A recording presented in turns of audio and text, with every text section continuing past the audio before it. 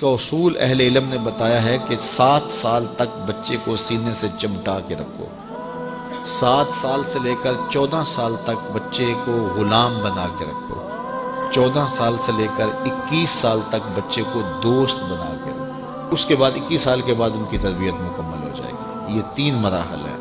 پہلے 7 سال گود میں اٹھا کے رکھو، اور آج بھی بعض جگہ پہ، یہاں جاپان کے اندر اب انہوں نے اجازت دی ہے کہ 7 کے 8 سال کے بعد بچہ اسکول جائے گا۔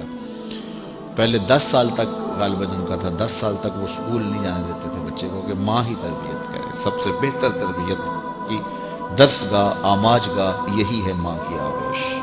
تو یہ جو 3 ساڑھے 3 سال کے بچوں کو ہم ماں اپنے سے دور کرنے کی کوشش کرتی ہے، نہیں، 7 سال بچے کو سینے سے چمٹا کے رکھے اور زیادہ وقت ماں دے، اور عمل سے سیکھتا ہے۔ اس لیے جب کوئی ماں باپ بن جائے تو اپنی عادتیں پرانی چھوڑ دیں اور اچھی عادتیں اختیار کرے، تاکہ وہ عادتیں اولاد کے اندر منتقل ہوں۔ الوالد سر لابیہ، عمومی قاعدہ یہ ہے کہ والدین کا عکس ہوتی ہے اولاد، والدین کا راز ہوتی ہے اولاد۔ بہت سارے لوگ آتے ہیں ہمارے پاس، جناب یہ ہمارے بچوں کو کوئی تعویذ دے دو، کوئی ان کے لیے دم کر دو، ان کو اپنا مرید بنا لو، ان کو اپنے پاس رکھ لو، ان کو اپنی صحبت میں رکھو، یہ نماز بھی نہیں پڑھتا، چلو ہم نہیں پڑھتے تو یہ تو پڑھے۔ تو میں کہتا ہوں جب آپ نہیں پڑھتے تو یہ کیوں پڑھے؟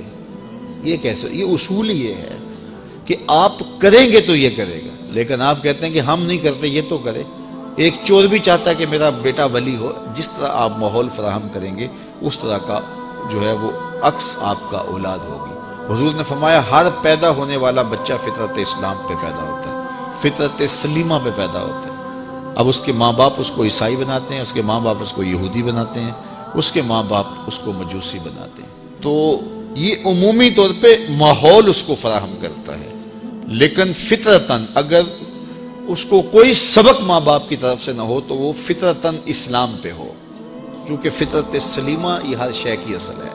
ہر انسان پیدا ہوتا ہے تو فطرت سلیمہ میں پیدا ہوتا ہے۔ تو اچھے والدین اچھی تربیت کی ضمانت ہے۔ تو جب کوئی کسی شخص کی شادی ہو جائے تو شادی سے ویسے بھی دین کی تکمیل ہو جاتی ہے، تو پھر اپنی عادات کو بھی بہتر کرے، اور تاکہ آنے والی اولاد نے اس کے عمل سے سیکھنا ہے، اس کے رویے سے سیکھنا ہے، اس کے طرز زندگی سے سیکھنا ہے۔ تو ہمارا سب سے قیمتی سرمایہ ہماری اولاد ہے۔ بعض اوقات ہم جو ہے وہ سارا دن اپنے کاروبار کو دیتے ہیں، دیگر امور میں دیتے ہیں، اولاد کو وقت نہیں دیتے۔ تو اولاد کو وقت چاہیے ہوتا ہے، اور اولاد کو وقت دینا چاہیے، اور اولاد کو وقت دینے سے ان کی اچھی تربیت ہوگی۔ وہ آپ کے پاس بیٹھے اٹھیں گے، آپ کی باتیں سنیں گے، آپ کے عمل دیکھیں گے، آپ کے رویے دیکھیں گے، تو پھر ان کے اندر اس کا عکس پیدا ہوگا۔ آپ کی روایات ان کے اندر منتقل ہوں گی، آپ کی عادات ان کے اندر منتقل ہوں گی، آپ کے حال کیا ہیں، اپنے اخلاق کیا ہیں، اپنی اقدار کیا ہیں۔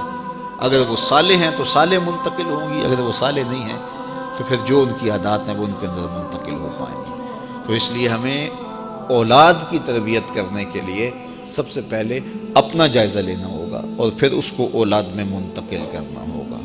یہ کوئی ایسی گولی نہیں ہے کہ جو ہم خود نہ کھائیں اور ان کو کھلا دیں اور ان کو شفا ہو جائے۔ یہ گولی ہمیں خود بھی کھانی پڑے گی، پھر ان کو کھلانی پڑے گی۔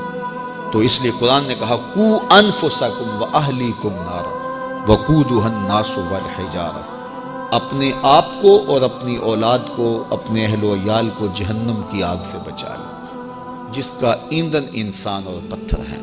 اپنے عمل اتنے خوبصورت بناؤ، اپنے رویے اتنے پاکیزہ کر لو، اپنا انداز اتنا خوبصورت بنا لو کہ تمہارے رویے اور تمہارا انداز تمہاری نسلوں میں منتقل ہو، اور وہ بھی جہنم کی آگ سے بچ جائیں اور تم بھی جہنم کی آگ سے بچ جاؤ۔ لیکن اگر تمہارے رویے خوبصورت نہ ہوئے، عمل خوبصورت نہ ہوا۔ اولاد کی تربیت میں سب سے اہم چیز کیا ہے؟ ہم سمجھتے ہیں کہ تربیت میں ہماری گفتگو اثر انداز ہوگی، ہم دلائل کے انبار لگا دیں گے اور اولاد کو قائل کر لیں گے۔ اولاد قائل کرنے سے نہیں سیکھتی، اولاد آپ کے عمل سے سیکھتی۔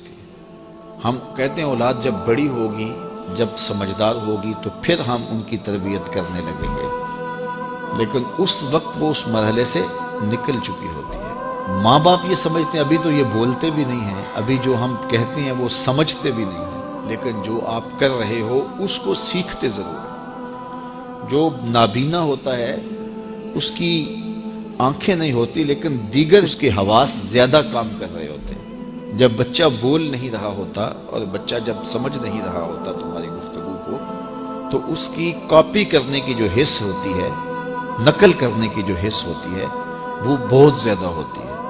تو وہ وقت ہوتا ہے اولاد کو سکھانے کا۔ اس لیے میرے حضور نے ارشاد فرمایا کہ اپنے گھروں کو قبرستان نہ بناؤ۔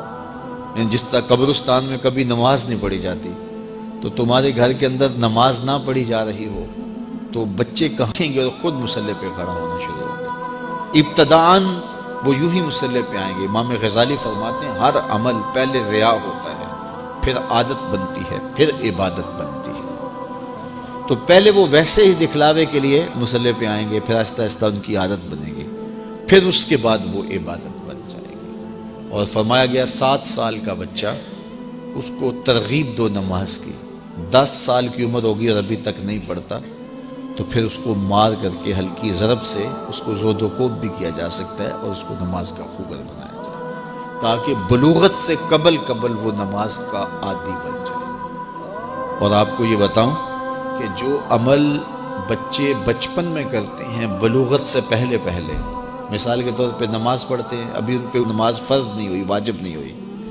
اس طرح چھوٹے بچے روزہ رکھ لیتے ہیں، 8 سال کے، 7 سال کے، 6 سال کے بچے روزہ رکھ رہے ہوتے ہیں۔ پھول جیسے بچے دوپہر کو کملا جاتے ہیں تو مائیں پریشان ہو جاتی ہیں، تو وہ انہیں بعض اوقات خلوت میں لے جا کے کہتی ہیں کہ یہ دودھ پی لو، یہ چیز لے لو، کوئی دیکھ نہیں رہا۔ تو وہ بچے مانتے نہیں کہ نہیں، ہمارا اللہ دیکھ رہا ہے، ہم نے روزہ نبھانا ہے۔ تو وہ شام کے وقت کتنے بے دل سے ہوئے ہوتے ہیں، لیکن اس کے باوجود روزہ نبھا جاتے ہیں۔ اس طرح عمرہ کرتے ہیں بچے، حج کرتے ہیں بچپن کے اندر، اسی طرح جو ہے وہ نمازیں پڑھتے ہیں اور دیگر نیک عمل کرتے ہیں۔ تو وہ ابھی تو نہ ان کے لیے نماز واجب ہوئی، نہ ان کے لیے روزہ واجب ہوا، تو وہ بچے بلکہ شب بیداریاں کرتے ہیں، راتوں کو جاگتے ہیں بچے۔ یہ حفظ القرآن جو بچے کر رہے ہوتے ہیں، تو یہ اتنی زیادہ محنت کر رہے ہوتے ہیں کہ آدھی رات اٹھ کے تو اپنا سبق یاد کر رہے ہوتے ہیں اور سارا دن قرآن مجید پڑھ رہے ہوتے ہیں۔ اس طرح سے نظامی کے بچے جو ابھی نابالغ ہوں، تو جو بچے ابھی بالغ نہیں ہوتے تو جو عمل کرتے ہیں، وہ نمازیں ہیں، روزے ہیں، حج ہے، عمرہ ہے، یا کوئی اور نیک عمل ہے، سارے کا سارا ثواب ماں باپ کے نامہ اعمال میں درج ہوتا ہے۔ اب مجھے بتاؤ، چھوٹا بچہ جب روزہ رکھتا ہے اور کمزوری کے باوجود وہ شام تک روزہ لے جاتا ہے، اور پھر اس وقت جب روزہ افطار کرتا ہے سارے دن کی بھوک اور پیاس کاٹ کے، تو مجھے بتاؤ کہ ان کا رب کتنا خوش ہوتا ہوگا۔